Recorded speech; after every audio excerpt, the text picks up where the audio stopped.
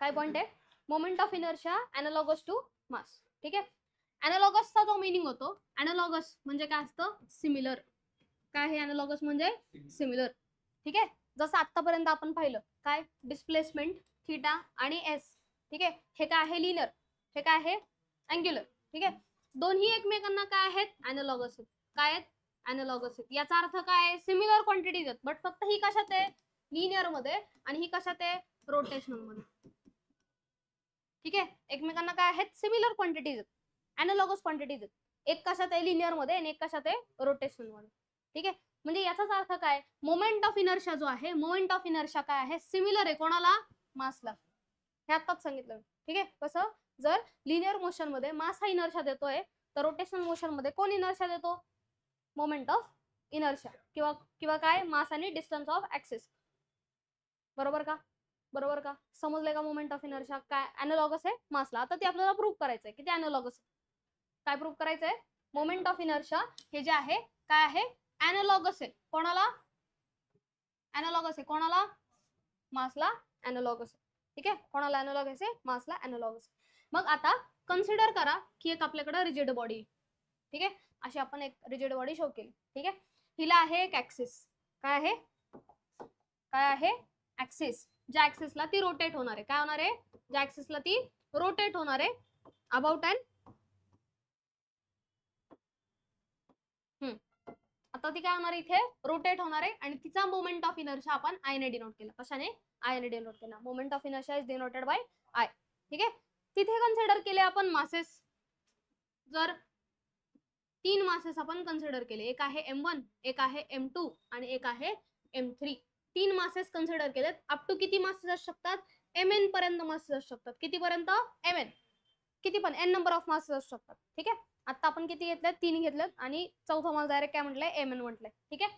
हे डिस्टन्स आहे R1, हे R2, हे R3 आणि हे Rn. हे समजलंय का? हे समजलंय का? नक्की समजलंय. आता प्रत्येक पार्टिकलची काहीतरी वेलॉसिटी असेल. बरोबर? Velocity of particles. ठीक आहे. प्रत्येक पार्टिकल जो तुम्ही कन्सिडर केलाय त्याची प्रत्येकाची काही ना काहीतरी वेलॉसिटी असणार आहे. ठीक आहे. पहिल्या पार्टिकलची वेलॉसिटी अशी लिहिलं चालेल का? v1 is equal to r1 omega.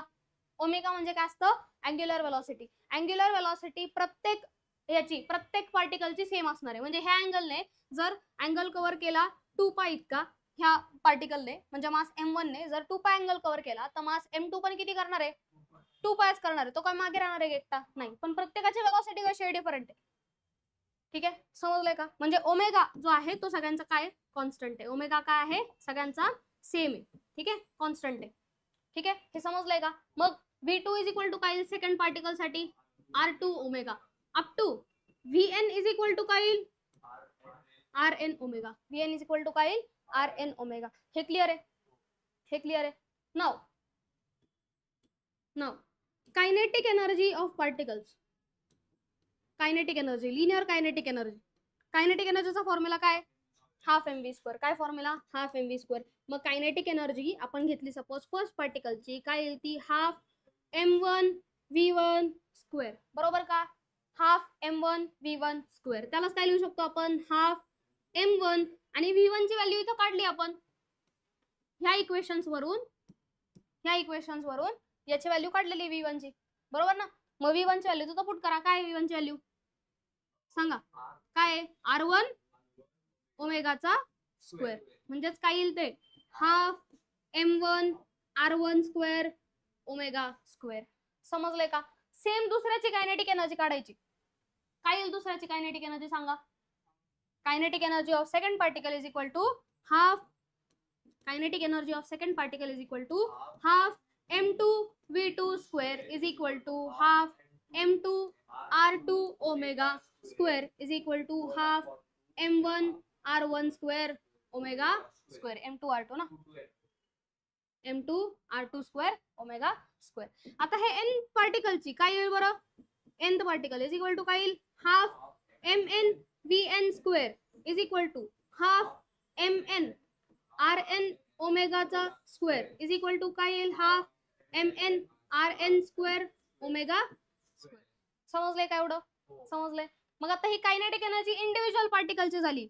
मग आता जर कायनेटिक एनर्जी ऑफ सिस्टीम काढायची आहे, म्हणजेच काय ते ती टोटल कायनेटिक एनर्जी काय येईल बरं, पहिल्या पार्टिकलची कायनेटिक एनर्जी प्लस दुसऱ्या पार्टिकलची प्लस nth पार्टिकलची. ठीक आहे, ही काय येणार आहे कायनेटिक एनर्जी सिस्टीमची, अख्ख्या सिस्टीमची. ठीक आहे, मग काय येईल ती kinetic energy of first particle plus kinetic energy of second particle up to kinetic energy of nth particle. समजलंय का हे nth पार्टिकल, हे समजलंय का? मग डिरेक्टली व्हॅल्यूज पुट करा त्याच्यात, ज्या काय व्हॅल्यूज आहेत. काय आहेत व्हॅल्यूज, हे दिसतंय ना?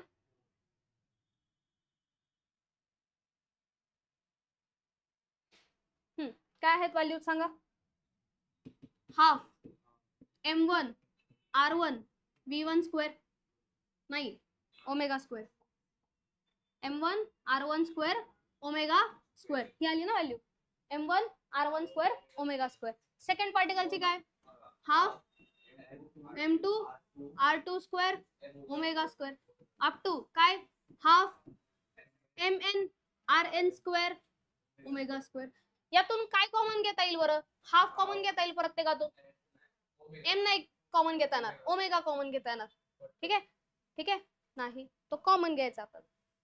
ठीक आहे, कॅन्सल कधी होतात, ज्यावेळी या साईडला पण असेल या साईडला पण असेल त्यावेळी कॅन्सल आउट होतात. ठीक आहे, याच्यातून काय कॉमन घेणार तुम्ही, हाफ ओमेगा स्क्वेअर कॉमन घेतला, ब्रॅकेट मध्ये काय राहिलं m1 square m1 r1 square plus m2 r2 square up to mn rn square. हा कोणाचा फॉर्म्युला आहे बरं, आताच काढला आपण, कोणाचा फॉर्म्युला आहे हा, मोमेंट ऑफ इनर्शियाचा. Moment of inertia of a system काय तर n पार्टिकल्स पर्यंत MIRI स्क्वेअर असेल. ठीक आहे, अप टू n पार्टिकल्स, बरोबर.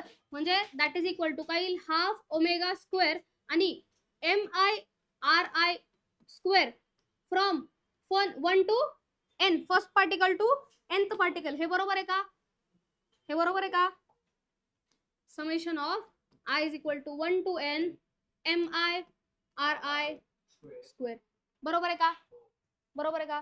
नाव यालाच काय लिहू शकतो आपण, मोमेंट ऑफ इनर्शिया I लिहू शकतो. बरोबर का? म्हणजे ह्याच फॉर्म्युलाला हाफ I ओमेगा स्क्वेअर लिहिलं तर चालेल का, kinetic energy is half I omega square. आता ह्याच्याच पासून आपण म्हणू शकतो कायनेटिक हा मोमेंट ऑफ इनर्शिया कोणाला मासला एनालॉगस आहे. कसं काढायचं, लिनियर मध्ये कायनेटिक एनर्जीचा फॉर्म्युला काय आहे, हाफ mv स्क्वेअर आहे. बरोबर, ठीक आहे. आता v कोणाला एनालॉगस असतो, सिमिलर असतो रोटेशनल मध्ये, एनालॉगस म्हणजे सिमिलर. वेलोसिटी कोणाला एनालॉगस असते, अल्फा ओमेगा थीटा, कोणाला ओमेगाला एनालॉगस असते. बरोबर, म्हणजे ही येणार याला एनालॉगस क्वांटिटी. ठीक आहे, हाफ कोणाला, त्याचं त्याला एनालॉगस येतो. म्हणजे राहिलं काय I आणि m, म्हणजे जसा लिनियर मध्ये m तसा रोटेशनल मध्ये I. ठीक आहे, याच्यावरूनच फॉर्म्युलावरून येत होते. जसा लिनियर मध्ये मास आहे तसा रोटेशनल मध्ये काय येतो I, म्हणजेच मोमेंट ऑफ इनर्शिया. आणि म्हणून मोमेंट ऑफ इनर्शिया ही काय आहे, एनालॉगस क्वांटिटी आहे कोणाला, मासला. ठीक आहे, जसं रोटेशनल मध्ये मोमेंट ऑफ इनर्शिया येतो तसा याच्यात काय येतो, मास.